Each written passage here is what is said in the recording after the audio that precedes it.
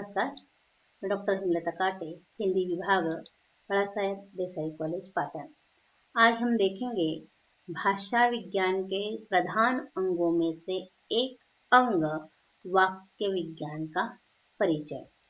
वाक्य विज्ञान इस शब्द में ही हमें पता चलता है कि यह वाक्य का विज्ञान है, अर्थात वाक्य का विशिष्ट अध्ययन करने वाला एक अंग है। अतः वाक्य विज्ञान वाक्यों का किस प्रकार अध्ययन करता है, किस प्रकार गहराई से वाक्य की जानकारी देता है, इसकी ही जानकारी आज हम यहाँ प्राप्त करेंगे वाक्य विज्ञान में। क्योंकि भाषा का कार्य जो प्रमुख है विचार विनिमय, जिसके माध्यम से होता है उसे हम वाक्य कहते हैं। ध्यान में रखिए, विचार विनिमय जो भाषा का प्रमुख कार्य है वाक्य के माध्यम से ही होता है। अतः भाषा का सबसे महत्वपूर्ण अंग है वाक्य, क्योंकि वाक्य भाषा की सहज इकाई है, आसानी से बन गई इकाई है, आसानी से बन जाती है वाक्य। इसलिए भाषा में वाक्यों का बहुत ही महत्वपूर्ण स्थान होता है। अतः ऐसे वाक्यों का गहराई से अध्ययन भाषा विज्ञान की जिस शाखा में या जिस विभाग में होता है उसे कहा जाता है वाक्य विज्ञान। ध्यान में रखिए, जिस विभाग में वाक्यों का अध्ययन होता है उसे कहा जाता है वाक्य विज्ञान। तो वाक्य विज्ञान वाक्यों का किस प्रकार अध्ययन करता है? वह 3 प्रकारों से अध्ययन करता है। उसके 3 विभाग है। वाक्यों का अध्ययन करने के लिए वाक्य विज्ञान की 3 शाखाएं हैं। वाक्य गठित किस प्रकार होता है, उन गठन के आधारित वाक्यों का अध्ययन 3 शाखाओं में किया जाता है। वह इस प्रकार वाक्य गठन का अध्ययन। पहली है वर्णनात्मक वाक्य विज्ञान। एक वर्णनात्मक वाक्य विज्ञान एक शाखा है। वह क्या करती है? किसी काल में प्रचलित वाक्य गठनों का ही अध्ययन करती है, फिर वर्णन करती है कि इस काल में इस प्रकार वाक्यों का गठन हो गया। एक शाखा हो गई। दूसरी शाखा है तुलनात्मक वाक्य विज्ञान। यह क्या करती है? 2 या अधिक भाषाओं का वाक्य गठन की दृष्टि से अध्ययन कर उनकी तुलना करती है और साम्य वैषम्य को बताती है। यानी 2 या 2 से अधिक भाषाओं का अध्ययन किया जाता है, तुलना की जाती है, दोनों में साम्य और वैषम्य क्या है ये बताने वाली यह शाखा है तुलनात्मक वाक्य विज्ञान। और तीसरी है ऐतिहासिक वाक्य विज्ञान। एक भाषा का विभिन्न कालों में अध्ययन कर वाक्य गठन की दृष्टि से उसका इतिहास बताया जाता है। वर्णन जो किया जाता है वो वर्णन के आधारित यह शाखा है। वह एक काल में या विभिन्न कालों में जो भाषा का गठन हो गया है उसका अध्ययन किया जाता है और उसका इतिहास प्रस्तुत किया जाता है। इस प्रकार वाक्य विज्ञान वाक्यों का गहराई से अध्ययन करने के लिए 3 शाखाओं में वाक्य गठनों का अध्ययन करता है। अतः यह वाक्य गठन कैसे होता है, इसका अध्ययन वाक्य विज्ञान इस प्रकार करता है।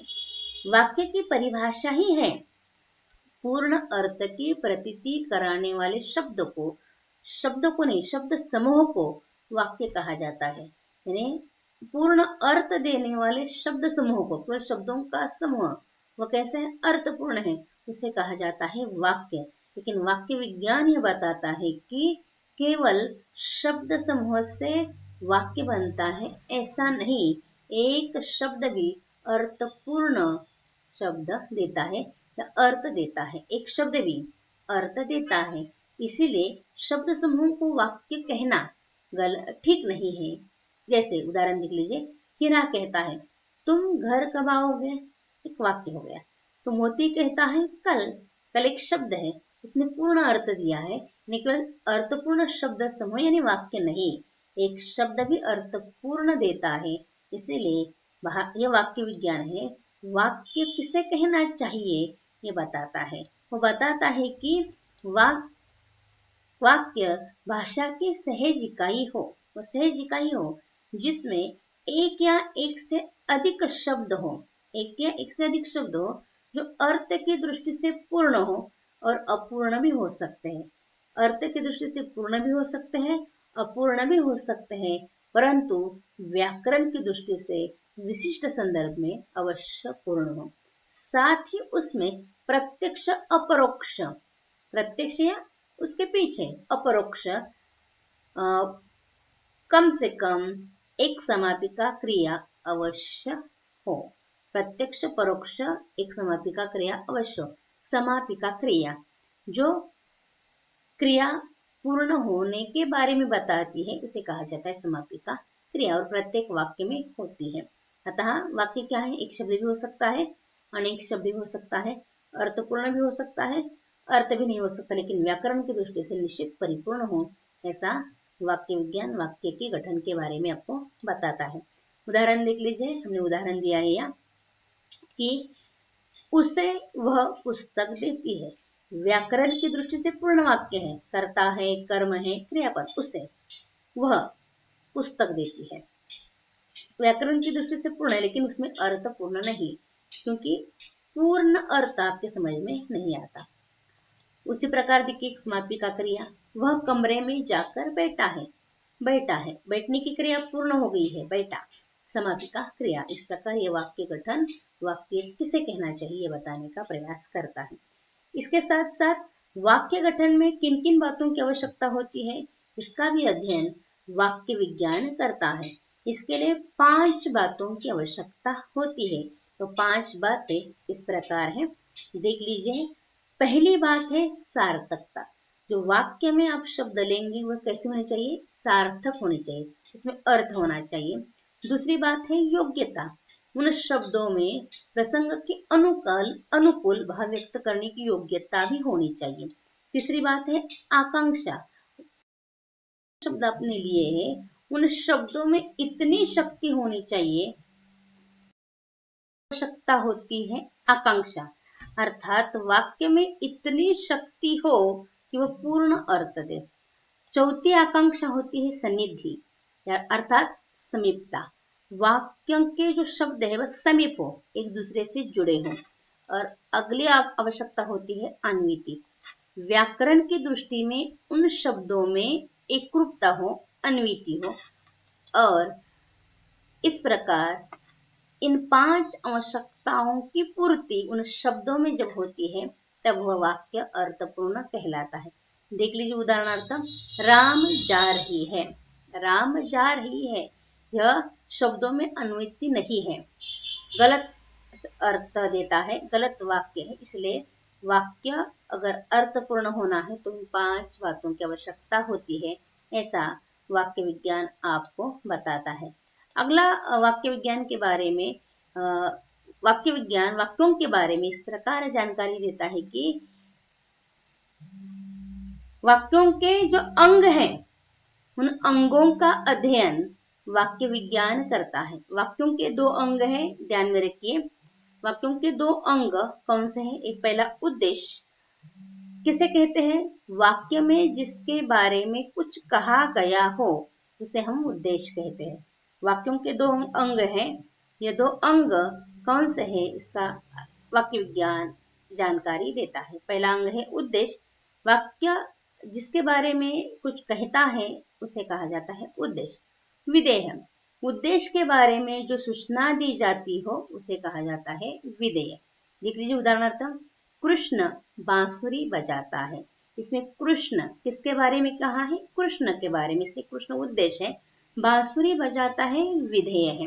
इस प्रकार वाक्यों के जो अंग है इसकी जानकारी भी वाक्य विज्ञान देता है।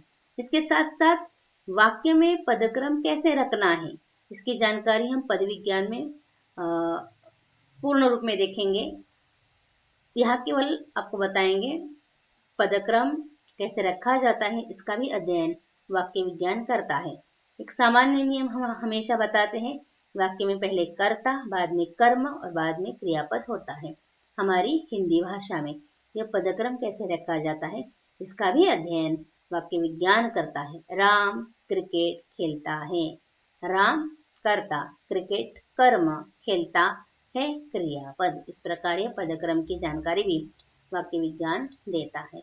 आगे वाक्यों के जो वर्गीकरण होते हैं वह वर्गीकरण किस प्रकार किए जाते हैं, वाक्यों के प्रकार किस प्रकार बनाए जाते हैं, इसका भी अध्ययन वाक्य विज्ञान का एक हिस्सा है, एक अंग है।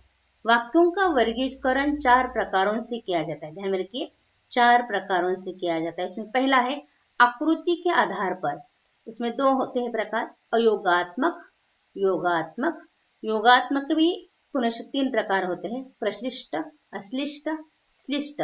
इसका गहराई से अध्ययन करने की आवश्यकता है, वह हम अलग रूप में अगर समय मिलेगा तो इसका अध्ययन हम करेंगे। आप केवल ध्यान में रखिए, हमें केवल वाक्य विज्ञान किन बातों का अध्ययन करता है इसकी जानकारी देख रहे हैं, इसलिए केवल हम नाम उल्लेख करेंगे। अगला वर्गीकरण किया जाता है रचना के आधार पर। वाक्य रचना किस प्रकार होती है उसके आधार पर, सरल वाक्य, मिश्र वाक्य, संयुक्त वाक्य। आगे जो वाक्यों का वर्गीकरण किया जाता है वह तीसरा प्रकार है भाव या अर्थ के आधार पर। यह महत्वपूर्ण बात है, अर्थ के आधार पर। पहला विधान सूचक वाक्य या विधानार्थक वाक्य, राम जाता है।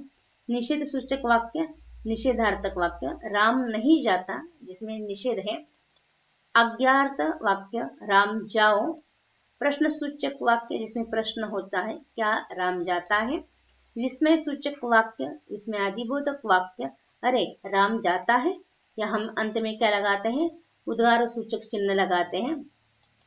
इच्छा सूचक वाक्य, इच्छार्थक, राम जाए, इच्छा व्यक्त करते हैं आप। संदेह सूचक वाक्य जिसमें संदेह होता है, राम जा रहा होगा, आपको पता नहीं होता जा रहा है या नहीं, लेकिन होगा, यह क्रिया होती है, तो संदेह सूचक। और संकेत सूचक, एक कुछ हो जाए ऐसा हम कहते हैं, राम जाता तो अच्छा होता, राम गलती से आया है, राम जाता तो अच्छा होता। इस प्रकार भाव के आधार पर वाक्य के प्रकार बनते हैं। अगले वाक्य के जो प्रकार बनता है चौथा, क्रिया के आधार पर। क्रिया युक्त वाक्य जिसमें क्रिया होती है, राम आज घर आना, इसमें क्रिया है आना।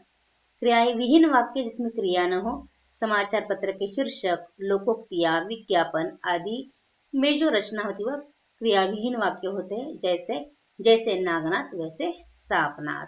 कहावतें, मुहावरे, समाचार पत्र के शीर्षक या वाक्य क्रियाविहीन वाक्य होते हैं। इस प्रकार वाक्य 4 प्रकार से बनते हैं, वह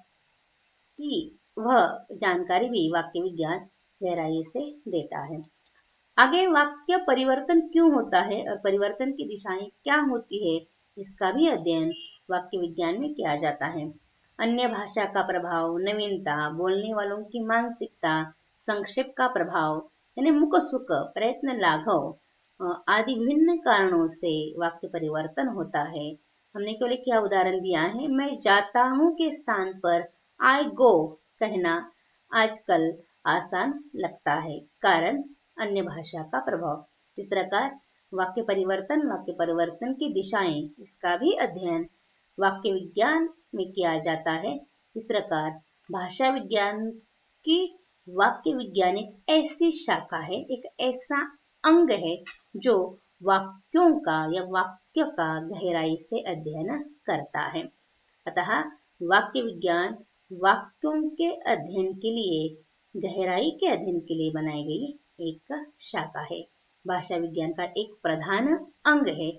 इसकी जानकारी यहाँ समाप्त होती है। आपने ध्यान से सुना, धन्यवाद।